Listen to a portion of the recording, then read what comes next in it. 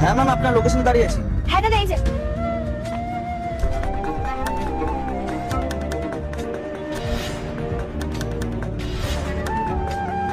Ma'am, আপনার পিজাটা।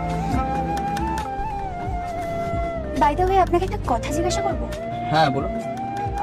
আপনার এত দামি বাইক, পোশাক আশাকও এত দামি, তারপরেও আপনি ডেলিভারির কাজ করছেন, আমি ঠিক বুঝতে পারছি না। না না, তেমন কিছু না। যদি কিছু মাইন্ড না করেন, আপনি আমার সাথে শেয়ার করতে পারেন। আমার সত্যি ভীষণ অদ্ভুত লাগছে যে আপনি সামান্য একটা ডেলিভারি কাজ করছেন। যতদূর মনে হচ্ছে আপনার বাইকটার অনেক দাম। আপনি এত দামি বাইক নিয়ে একটা সামান্য ডেলিভারির বয়ের কাজ করছেন। আপনার কি কোনো অসুবিধা, মানে বাড়িতে কোনো সমস্যা আছে? না না ম্যাম, সেরকম কোনো ব্যাপার না। আপনি জান, আমি যাচ্ছি, কোনো অসুবিধা নেই। আপনার সত্যি যদি কোনো সমস্যা থাকে, আপনি আমার সাথে শেয়ার করুন, হয়তো আপনার মনটা হালকা হয়ে যাবে। না আসলে সত্যি আমি ডেলিভারিটা তো করি না। আর এর পেছনে অনেকটা কারণ রয়েছে ডেলিভারি কেন করছি। প্রথম কথা, ডেলিভারির কাজকে আমি ছোট মনে করি না, তবুও পরিস্থিতির কারণে আমাকে ডেলিভারিটা করতে হচ্ছে। আসলে আমি একজন গার্মেন্ট ব্যবসায়ী, এক্সপোর্টের কাজ করি। পৃথিবীতে বহু দেশে আমার জামা কাপড় যায়।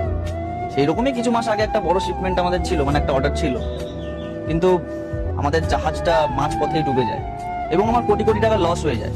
অনেক ধার দেনা ছিল, সেই ধার দেনাগুলো তো আমাকে মেটাতে হতো। সেখান থেকে প্রফিটটা পেলে সেটা মেটাতাম, কিন্তু যেহেতু আমাদের জাহাজটাই পৌঁছালো না, আর প্রফিট তো কোথায়।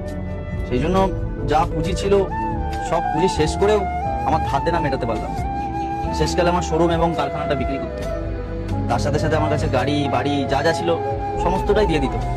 এমপ্লয়ীদের স্যালারি, রেন্ট, ইএমআই, তার জন্য সমস্ত কিছু বেঁচে দিতে হয়েছে। শেষে আল্লাহর নামটি দেখে যে এড়িয়ে যাবে, তার মনের ইচ্ছা কখনোই পূরণ হবে না। তাই আল্লাহর এই নামটির জন্য একটি লাইক এবং সাবস্ক্রাইব করে যাও। গিয়ে এই বাইকটাই পড়েছিল, সেই জন্য এটা নিয়ে ডেলিভারি করছি। আর যতদূর এই জামা প্যান্টের কথা, এগুলো আমাদের কোম্পানির